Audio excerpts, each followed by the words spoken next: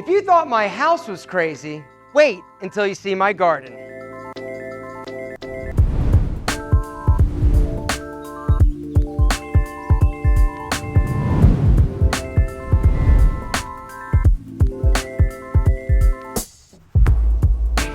So let me explain. As you guys know, I built my dream house right there. All right, it's on an acre. Well, my old house that I built, that you guys might have been on the tour with, was right here. Well, in between the two properties was this lot. And so the guy I tried to buy it from wouldn't sell it to me until I was literally halfway finished with my dream home. And so I thought, I'm gonna buy it just because I wanted to control what went here. Now, what was my option?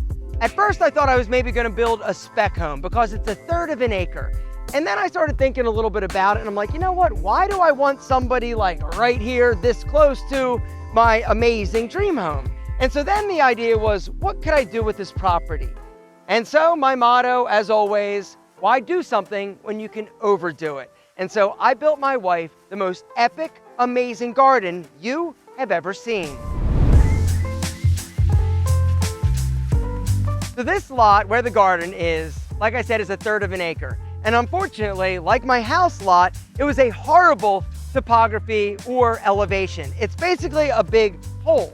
And so I thought, all right, up here, up top, I could use a little bit more parking.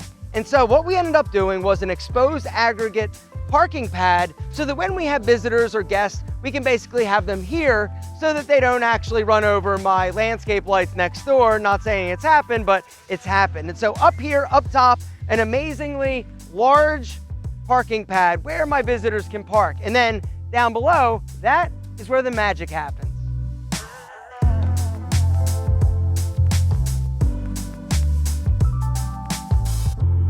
And so because the topography was the way that it was, we ended up having this idea. What if we actually tiered different levels or gardens into the property? So when we started on working on the actual layout and design, I got this crazy idea that I wanted a fountain. And so I went online and I actually found this incredible French fountain that's carved out of travertine. It's over a ton. And we're gonna get to that in a second, but that was really the idea of the focal point. So as you leave the parking pad, you're coming down these amazing limestone stairs down to the fountain. We wanted that to really be the focal point. So in terms of the layout, like I said, we did tiered gardens. This first tier, as you come down, is all about flowers. It's all about being able to come out here in the spring and the summer, and for my wife to be able to cut some, put them in the vase. Inside, we love fresh flowers. And so all of the things that we have here, all the flowers, are actually perennials, which means they're gonna grow back thicker and more lush every single year. Think Italian gardens, all right? That was really kind of what we were going for. Something that really takes this to the next level, though, are these retaining walls. There's tons of poured concrete. People were coming up to me and saying, are you building another house? Because the amount of concrete that we actually needed, and rebar in terms of holding the hill back and creating these different tiers. The walls, I absolutely love. They're just gorgeous. They're a limestone, and then on top we did a limestone cap. Once again, this is not your mama's garden. This is next level. And so this level right here is the flowers. Down here, on the next level, we ended up creating these massive garden boxes, or think of raised beds. That's what they're actually technically called. But once again, we did them out of limestone. A lot of times you'll see these made out of like railroad ties or like pressure treated lumber. Once again, next level. I want this to be here literally like forever. One of the inspirations for this property and the gardens was actually the Biltmore Estate in Asheville, North Carolina. My wife and I have been there a few times, and one of the things that I absolutely loved was walking the grounds and seeing the gardens. It just really felt luxurious, but it also just felt very like grounding and calming, and I absolutely love it. So this level, garden boxes, vegetables, zucchini, cucumbers, peppers, corn, maybe. My wife said no corn, but you get the idea. We're gonna be planting vegetables in these two boxes. And then down here on the bottom level, and you've got two more humongous garden boxes. All right, these things, once again, are huge and can accommodate a ton of different vegetables. And so all my friends, all my neighbors, you guys are gonna get a ton of vegetables because we're gonna grow more than we could ever eat. All right, but down here, this is where it gets sexy, all right? The last house tour, It was all about being sexy, all right? Well, down here, once again, the fountain. So this fountain is so badass. Like I said, I started looking at different options, and it was, you know, what do I do? Do I do like a big like cat, like squirting water out of his mouth? Like there were a lot of different options, but I found this. It's just an old French fountain. It's carved out of travertine. And like I said, it's just another statement piece. And really, I think it's the focal point of the garden, honestly. And I absolutely love it. The other thing that I love is this incredible greenhouse. This bad boy is massive.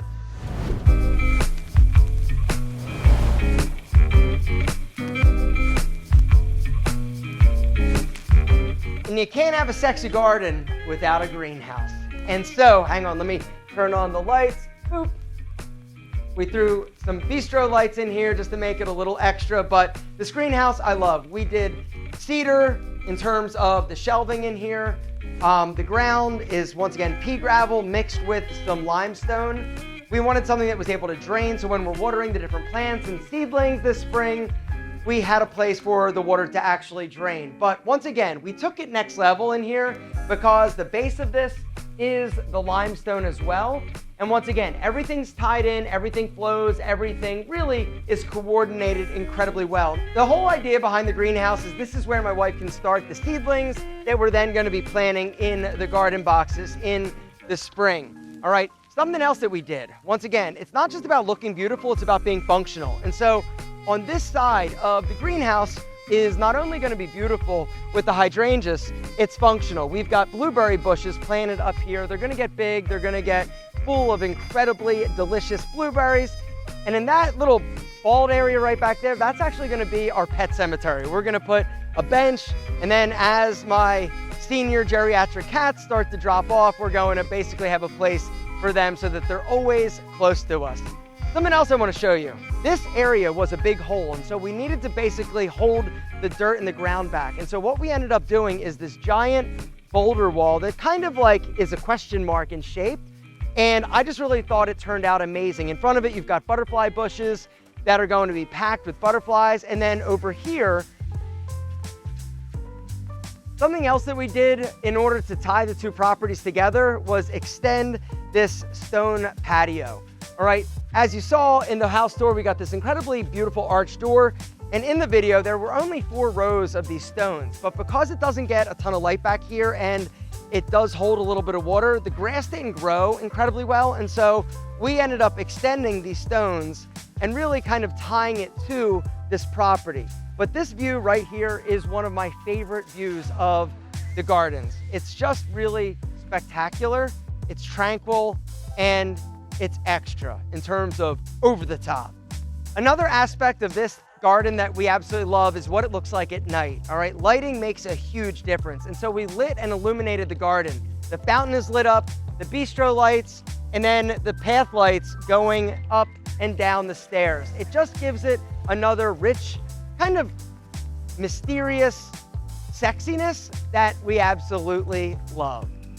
And that's it, gentlemen. The Alpha M Dream House, complete. The gardens, finished. My bank account, 0. And now you gotta go.